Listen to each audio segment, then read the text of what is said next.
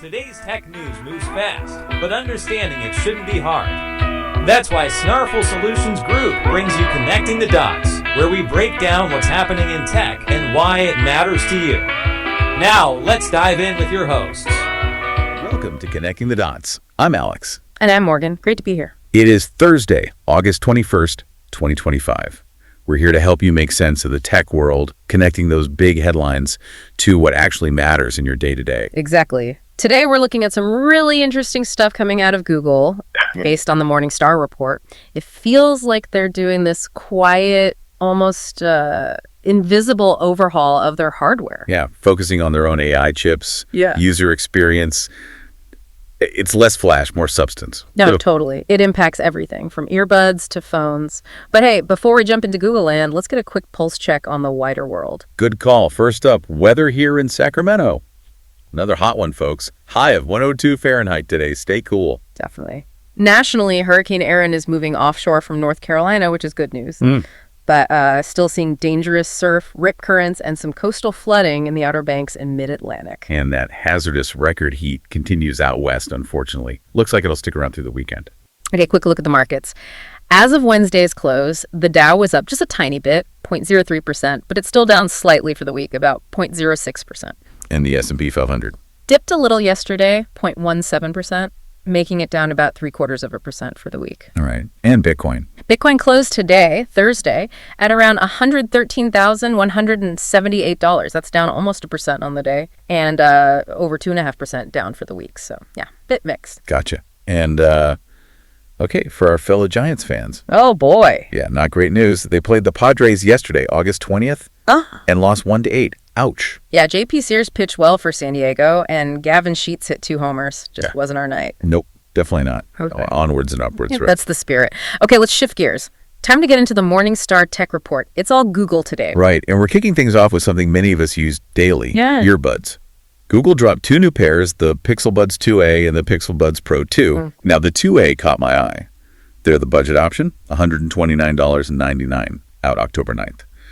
But they have active noise cancellation and transparency mode. That seems like a huge deal for the price. How did they pull that off? It really is significant. The secret sauce here is Google putting their own chip, the Tensor A1, into these cheaper buds. The Tensor chip, usually for the fancier stuff. Exactly. Think of it as a dedicated AI brain in the earbuds. It's not just a standard processor. It's built specifically for AI tasks, like processing audio incredibly fast, like 90 times faster than sound itself. Wow, 90 times. Okay, so that speed allows for real-time ANC and transparency at this lower price. Precisely. It analyzes the noise around you, your voice, and adjusts the noise canceling so smoothly you barely notice it happening. It's pretty clever. That sounds great. And they mentioned improved call quality, too, using AI for wind and background noise. That's always needed. Definitely helpful for calls on the go. Battery life sounds decent, too. 7 hours with ANC, 10 without, plus another 20 from the case.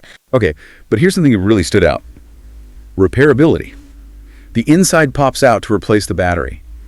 That feels unusual. Is this a bigger trend or just Google? That's a fantastic point. It's more than just a replaceable battery. It feels like Google is consciously leaning into the right to repair idea here. Putting it in a budget device like the 2A sends a really strong signal. It could push the industry a bit. And for you, the listener, it means these things could last much longer. You don't toss the whole unit when the battery wears out. Saves money, less e-waste. That's a genuine win. So great for commuters, students, anyone needing focus without breaking the bank. Exactly. Smart features, ANC, and longevity. Pretty compelling package. Okay, so from budget to flagship, let's talk Pixelbuds Pro 2. $229. Pre-orders open now, available September 26th. First thing, they're smaller, 27% smaller and lighter. Yeah, down to 4.7 grams each. And they talked about this new twist-to-adjust stabilizer, basically a little rubber arc for better fit, especially during exercise. And they scanned 45 million ears to get the shape right. That's dedication. It's intense, right? But they're aiming for superior comfort and a really solid seal, which is crucial for the audio claims they're making. Which are? Well, they developed the whole audio system in-house 11mm drivers, plus that Tensor A1 chip again. They're calling the noise cancellation Silent Seal 2.0 and claim it cancels twice as much noise as the original Pro. Twice as much? What does that even mean in practice? like blocking out conversations, traffic. That's the idea. Much wider range of noise cancellation. Yeah. So yeah, think busy coffee shops, airplane engines.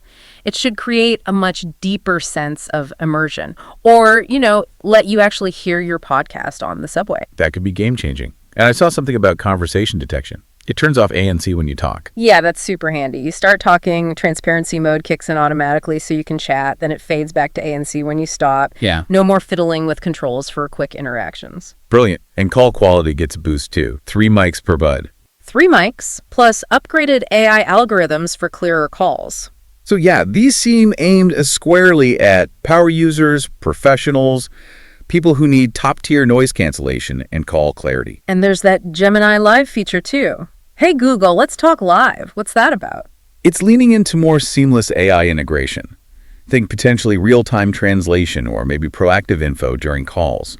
It hints at where Google wants to take this AI-powered future. So really interesting contrast. The 2A brings core smarts and ANC to a lower price, plus that repairability angle. The Pro 2 doubles down on performance, fit, and cutting-edge features. And both heavily leverage that Tensor A1 chip. It's clear Google sees AI processing at the device level as fundamental across their lineup. Making them less like just headphones, more like smart audio companions. Exactly. Okay, so from your ears, let's move to your pocket. Charging. Yes. The next story from the Morningstar Report. Google's finally embracing magnetic wireless charging. They're calling it Pixelsnap. It's basically their version of MagSafe, right? Pretty much, yeah. And it feels like a finally moment for a lot of Pixel users. The new Pixel 10 series will support the Q2 standard natively. Q2, that's the open standard. Right. It includes that magnetic alignment component. So magnets are built into the Pixel 10 phones themselves. You just bring the charger close and snap. It locks into place. No more fiddling. Okay, that's convenient. But the big deal with Q2 is compatibility, isn't it? It works with other Q2 stuff, not just Google's. That's the crucial part, yes. Because it's Q2, the Pixel 10 will work with a whole ecosystem of existing Q2 chargers, stands, mounts, even many MagSafe accessories that adhere to the standard. So you're not locked into buying only Google's Pixelsnap gear. That's great news for choice and price. Absolutely.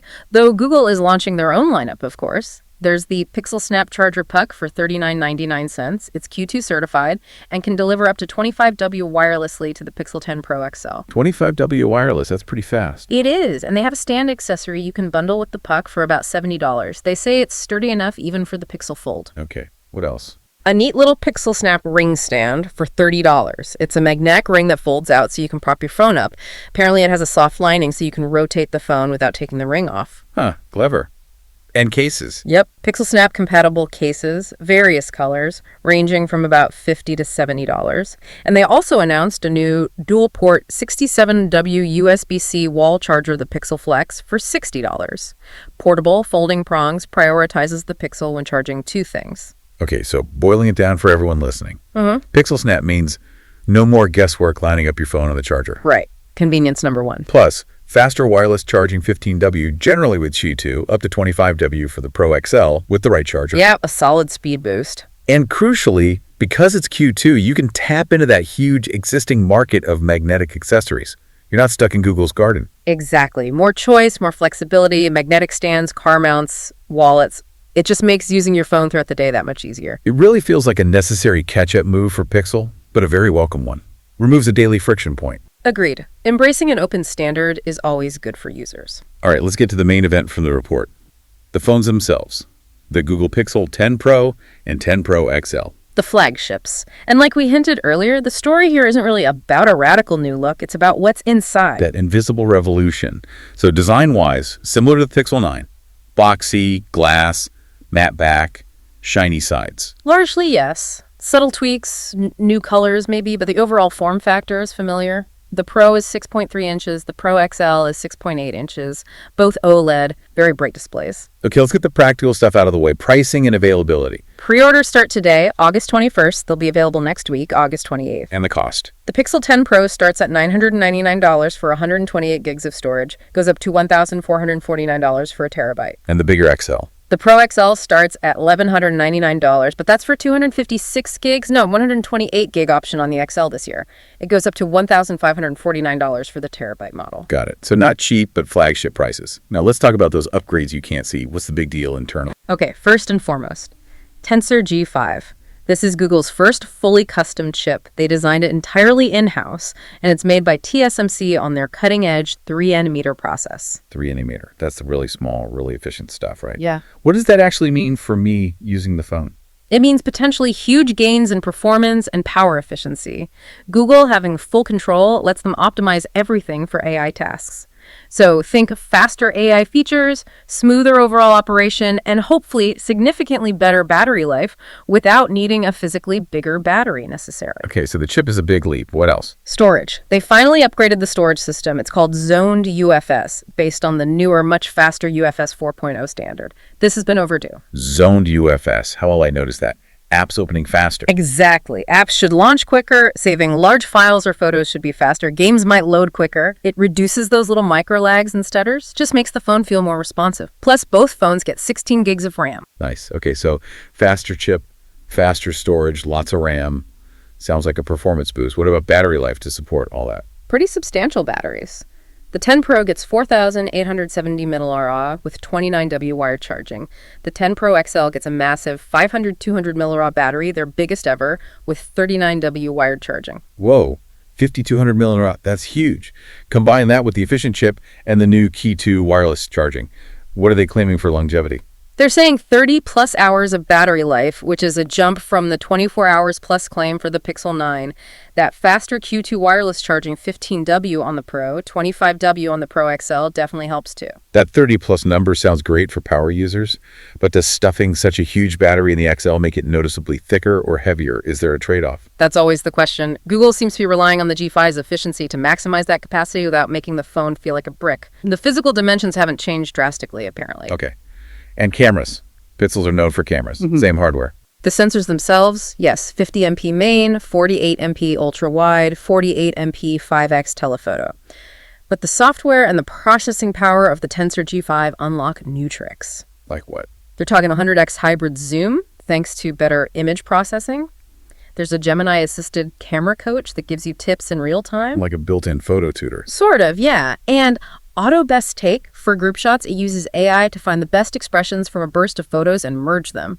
Could solve the everyone blinking problem. Huh. That's actually useful. And macro shots are improved too. Yeah, now possible with both the ultra-wide and the telephoto lenses, giving you more flexibility for close-ups. Okay, one more big change specifically for US listeners. This is important. No physical SIM card slot. Correct. In the US, the Pixel 10 Pro and Pro XL are going eSIM only. The Pixel 10 Pro Fold will still have a physical slot, but the main flagships won't. They support 2 active eSIMs and can store like 8 or more profiles. Wow, okay. Outside the US, you still get the physical SIM. Yes, this change is US specific for now. So eSIM. It's convenient for switching carriers or having multiple lines, sure. But what about people who aren't used to it? Or carriers that don't fully support it easily? Any hurdles there? Definitely potential hurdles. User familiarity is one. Not everyone knows how eSIM works, and the setup, while often easy, isn't always as simple as just popping in a card. Carrier readiness varies too, but for travelers or people juggling work and personal numbers, it's a big convenience win. So overall, the Pixel 10 Pro and Pro XL are really about that internal power boost. The Tensor G5, faster storage, bigger batteries, smarter camera features, thanks to AI. Exactly. They're workhorses designed for smooth performance and longevity, backed by that impressive 7 years of OS and security updates. It really shows Google's strategy, doesn't it? Refining the outside, but revolutionizing the inside with their own silicon and AI smarts. It's about making the phone work better, maybe more subtly. That's a great way to put it. Less about flashy new looks, more about delivering a profoundly smarter, more capable experience that adapts to you. Quiet power, like you said. And there you have it. A big day for Google in the Morningstar report. Yeah. We covered the new Pixel Buds, the affordable 2A bringing ANC and repairability, and the Pro 2 pushing noise cancellation and fit, both driven by that Tensor AI chip. Then we talked about Pixelsnap magnetic charging, finally bringing that snap-on ease and Qi2 compatibility to the Pixel 10 line, opening up a world of accessories. And wrapping up with the Pixel 10 Pro and Pro XL, Familiar on the outside perhaps, but packing that custom Tensor G5 chip, faster storage, and beefier batteries for some serious under-the-hood improvements focused on performance and AI. And all these things, they really do connect back to everyday use. Better focus with ANC, easier charging, smoother multitasking, smarter photos, potentially longer battery life. Yeah, it's about removing friction. Whether you're a professional needing reliability, a student needing focus, or just someone wanting their tech to, well, work seamlessly. Google's betting big on invisible intelligence to make that happen. Making your digital life smoother, faster, more intuitive, often without you even consciously noticing the AI working behind the scenes. So here's a thought to leave you with. As this AI gets woven deeper and more invisibly into our devices, are we heading towards tech that doesn't just respond, but actually starts to anticipate our needs before we even ask? Something to think about. Definitely food for thought. We're here to help at Snarful, so reach out on our website if you have any more questions. That's a wrap on today's top stories. Remember, tech doesn't have to be complicated, and we're here to help connect the dots. If you've got questions or want to learn more, visit us at snarful.com. Thanks for listening, and we'll catch you next time.